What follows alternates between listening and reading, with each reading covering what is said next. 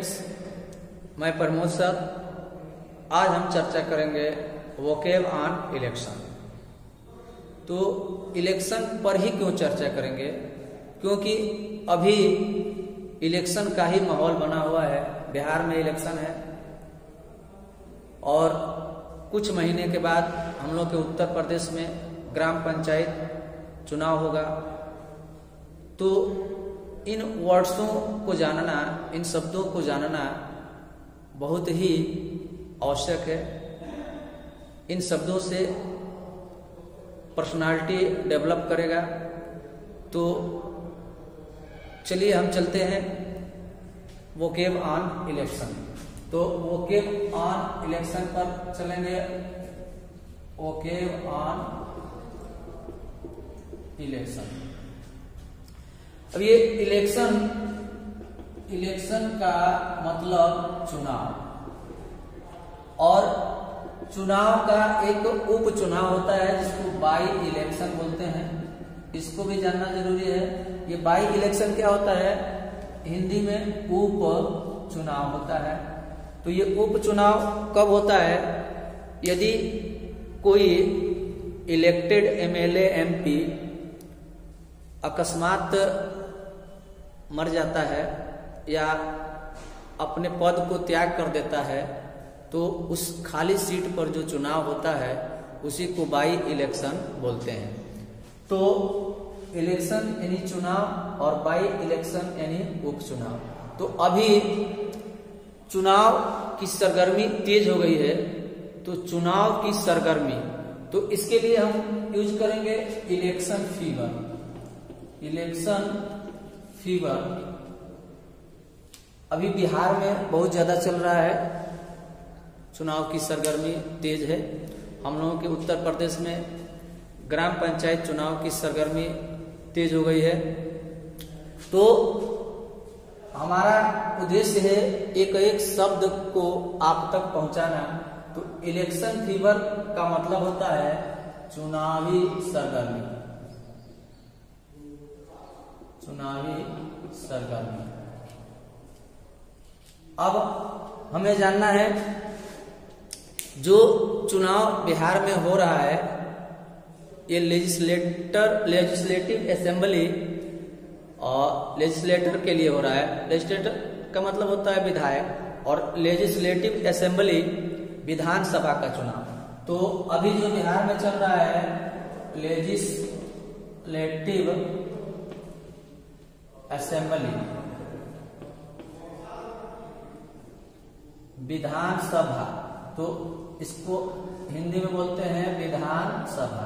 तो अभी बिहार में जो चुनाव चल रहा है वो विधानसभा का चुनाव चल रहा है। और विधानसभा में चुने हुए प्रत्याशी को बोलते हैं, जो प्रत्याशी जो चुनकर आते हैं, इलेक्टेड कैंडिडेट को हम लोग एमएलए बोलते हैं, यानी एमएलए।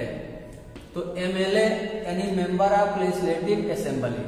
इसका पूरा नाम है मेंबर ऑफ लेजिस्लेटिव असेंबली। विधानसभा का सदस्य यानी विधायक, और विधायक को एक शब्द में हम लेजिस्लेटर बोलते हैं। लेजिस्लेटर का मतलब होता है विधायक। तो लेजिस्लेटर मीन्स विधायक, और विधान सभा का एक मेंबर होता है विधायक। तो अब हम जानेंगे इसको 3 भागों में, और 3 भाग में आप सीख लेंगे तो आपके लिए बहुत ही महत्वपूर्ण होगा। तो देखेंगे हम इसे 3 भाग में सीखेंगे। तो फर्स्ट भाग होगा बिफोर इलेक्शन। इलेक्शन से पहले जितने वर्ड्स सीखना है, इलेक्शन अभी शुरू नहीं हुआ है, उससे पहले जो प्रक्रियाएं बनती है उसको अंग्रेजी में जानना है। तो हमें बिफोर से चलना है। उसके बाद जैसे इलेक्शन ड्यूरिंग में होती है, इलेक्शन के दौरान जो प्रक्रियाएं होती है उनको सीखना है, और इलेक्शन समाप्ति के बाद जो वर्ड्स आएंगे उनको सीखना है। तो पहले हमको सीखना है बिफोर। बिफोर के शब्द, जो इलेक्शन शुरू होने से पहले जो शब्द आते हैं उनको अंग्रेजी में हमें जानना है। तो अभी ये जितने भी राज्य स्तरीय चुनाव होते हैं उनको बोला जाता है state level election. State level election का मतलब होता है राज्य स्तरीय चुनाव। राज्य स्तरीय चुनाव। अब हमें राज्य स्तरीय चुनाव में सीखना क्या है, तो राज्य स्तरीय चुनाव में क्षेत्रीय पार्टियां होती हैं। तो क्षेत्रीय पार्टियां, अभी हम लोगों के बिहार में क्षेत्रीय पार्टियां चुनाव लड़ रही है जो नेशनल पार्टी से अलायंस करके। तो हमें अब सीखना है रीजनल पार्टीज का मतलब होता है क्षेत्रीय पार्टियां। क्षेत्रीय पार्टी यानी क्षेत्रीय दल। क्षेत्रीय दल। अब हमें ये क्षेत्रीय दल जो होते हैं ये राज्य स्तर के होते हैं और केंद्रीय स्तरीय में आते हैं। जैसे कांग्रेस हम लोग के यहाँ है, बीजेपी है, तो बीजेपी से जो अलायंस किया है, जैसे बिहार में नीतीश कुमार जी बीजेपी से अलायंस किए हुए हैं, और ये राजद यानी तेजस्वी आपका कांग्रेस से अलायंस किया हुआ है। तो ये तेजस्वी की पार्टी और ये नीतीश की पार्टी, ये रीजनल पार्टियां हैं। तो देखेंगे इसमें रीजनल पार्टी, क्षेत्रीय पार्टियां। तो क्षेत्रीय पार्टियां ये हो गई। अब क्षेत्रीय पार्टियों में आप देखेंगे इसमें जैसे मुख्य मंत्री, चीफ मिनिस्टर, और चीफ मिनिस्टर के अगेंस्ट में जो काम करता है उसको अपोजिशन लीडर कहते हैं। तो चलिए इसको सीखते हैं। क्षेत्रीय दलों के 2 पॉइंट को जानेंगे। तो 2 पॉइंट क्या है, एक है ruling party versus opposition party. यानी रूलिंग पार्टी का मतलब सत्तारूढ़ पार्टी जो सत्ता में है, और अपोजिशन पार्टी का मतलब विपक्षी दल जो विपक्ष में है। तो ruling party versus opposition party. Ruling party का जो मुखिया होता है वो सीएम यानी, और इसमें अपोजिशन लीडर होता है जिसको हिंदी में नेता प्रतिपक्ष कहते हैं। अपोजिशन लीडर, नेता प्रतिपक्ष। तो रूलिंग पार्टी का सीएम और अपोजिशन पार्टी का नेता प्रतिपक्ष। नेता प्रतिपक्ष का काम है रूलिंग पार्टी के खिलाफ आवाज उठाना। रूलिंग पार्टी से कहीं मिस्टेक हो जाए तो उसको जनता तक पहुंचाना नेता प्रतिपक्ष का काम होता है। तो अब हम इसमें जानेंगे जो सीएम के साथ मिनिस्टर्स होते हैं, सीएम के साथ में विधायक होते हैं, वो जनता द्वारा चुने होते हैं। तो उनके बारे में थोड़ा सा जानेंगे यहाँ। इसमें जो चुन कर आते हैं, इलेक्टेड जो होते हैं, उनको एमएलए के नाम से जानते हैं। एमएलए यानी लेजिस्लेटर। और इसमें अपोजिशन लीडर में ये लेजिस्लेटर टू बी होते हैं, यानी होने वाले विधायक होते हैं। तो अब हम जानेंगे कि पार्टियां अपने अपने तरफ से कैसे कैसे उम्मीदवारों को पेश करती है, जनता के सामने चुनावी मैदान में भेजती है। तो हम कैंडिडेट्स के बारे में जानेंगे। कैंडिडेट्स, और कैंडिडेट्स को जो चुनता है उसको इलेक्टोरेट बोलते हैं, मतदाता। इलेक्टोरेट यानी मतदाता। ये मतदाता अपने मत का प्रयोग करके सही सही कैंडिडेट को चुनते हैं। तो कैंडिडेट कैसे हो, कौन सी पार्टियां किस प्रकार के कैंडिडेट्स को चुनाव मैदान में भेजती है, उसके बारे में जानना है। तो देखेंगे तो सबसे पहले हम जानेंगे स्वच्छ छवि का कैंडिडेट हो तो कैंडिडेट ऑफ सेल्फ इमेज, स्वच्छ छवि का उम्मीदवार, स्वच्छ छवि का उम्मीदवार। अब कोई पार्टी या कोई उम्मीदवार अगर स्वच्छ छवि का ना हो तो उसको अगर आपराधिक प्रवृत्ति का हो तो कैंडिडेट ऑफ क्रिमिनल इमेज यानी अपराधी छवि का उम्मीदवार, अपराधी छवि का उम्मीदवार, कैंडिडेट ऑफ क्रिमिनल इमेज।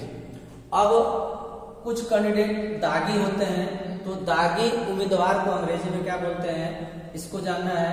तो टेंटेड, टेंटेड कैंडिडेट का मतलब होता है दागी उम्मीदवार, दागी उम्मीदवार, टेंटेड कैंडिडेट यानी दागी उम्मीदवार। अब दागी उम्मीदवार मतलब क्या, जिसकी छवि अच्छी ना हो, जिस पर इलीगली बहुत सारे अपराध हो, तो उसको बोलते हैं टेंटेड कैंडिडेट। अब इसको जानेंगे रेबल, रेबल कैंडिडेट क्या होता है। ये रेबल कैंडिडेट बागी उम्मीदवार, ये बागी उम्मीदवार, ये बागी उम्मीदवार क्या होते हैं, ये अपने दल से अपनी पार्टी से बगावत करके पार्टी से बाहर हो जाते हैं, या तो निर्दल के रूप में चुनाव लड़ते हैं या किसी पार्टी से चुनाव लड़ते हैं, तो उसको रेबल कैंडिडेट के नाम से जानते हैं, बागी उम्मीदवार। अब अगर जीत गए और बागी विधायक हुए तो रेबल कैंडिडेट यानी बागी विधायक बोलेंगे उसको, जो बगावत करके है लेकिन अभी शासन में है, तो उसको बागी विधायक के नाम से जानते हैं। अब हम जानेंगे डमी कैंडिडेट क्या होता है। डमी कैंडिडेट, ये डमी कैंडिडेट क्या होता है, तो ये दिखावटी उम्मीदवार होता है, दिखावटी उम्मीदवार। ये सिर्फ चुनावी मैदान में होता है तो कोई उद्देश्य उसका नहीं है, सिर्फ एक ही उद्देश्य है वोट काटना। वो किसी एक पार्टी के वोट को माइनस करता है और दूसरे पार्टी को लाभ पहुंचाता है, उसी को बोलते हैं डमी कैंडिडेट। अब होता है इंडिपेंडेंट कैंडिडेट। ये इंडिपेंडेंट कैंडिडेट होता है निर्दल उम्मीदवार, ये किसी भी दल का नहीं होता है, ये निर्दल होता है। तो ये इंडिपेंडेंट कैंडिडेट हुआ, जिसको हिंदी में निर्दल उम्मीदवार बोलते हैं। अब कुछ वर्ड्सों को जानेंगे जो मतदाता और कैंडिडेट दोनों के लिए उपयोगी है। तो कैंडिडेट्स के बारे में जानेंगे।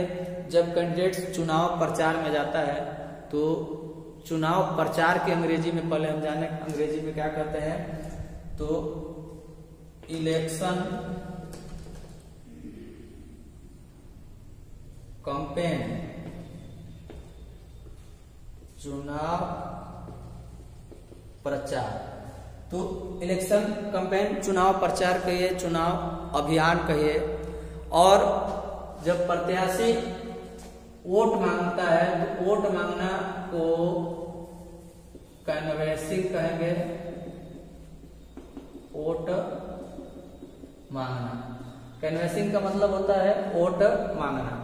अब पार्टी जो होते हैं अपने अपने तरफ से एक घोषणा पत्र बनाते हैं और वादा करते हैं जनता से कि मेरी गवर्नमेंट आ गई, मेरी सरकार बन गई तो मैं आप लोगों को क्या क्या लाभ दूंगा। तो उसको मैनिफेस्टो बोलते हैं अंग्रेजी में, मैनिफेस्टो, घोषणा पत्र। घोषणा पत्र में हर पार्टी अपने अपने तरीका से, अपने अपने विचार से जनता को लुभाने के लिए वादा करती है। कुछ वादा गवर्नमेंट बनने के बाद पूरी होती है, कुछ अधूरी रह जाती है। तो फ्रेंड्स, मुझे उम्मीद है कि आज आप लोगों को यह वीडियो बहुत ही अच्छा लगा होगा और अधिक से अधिक शब्दों को सीखे होंगे और शब्द जो बचे हुए हैं उनको अगले वीडियो में लाऊंगा और विस्तार पूर्वक समझाऊंगा। और उसके बाद ड्यूरिंग और आफ्टर इलेक्शन के वर्ड्स को आप लोग सीखेंगे। Thank you for watching this video.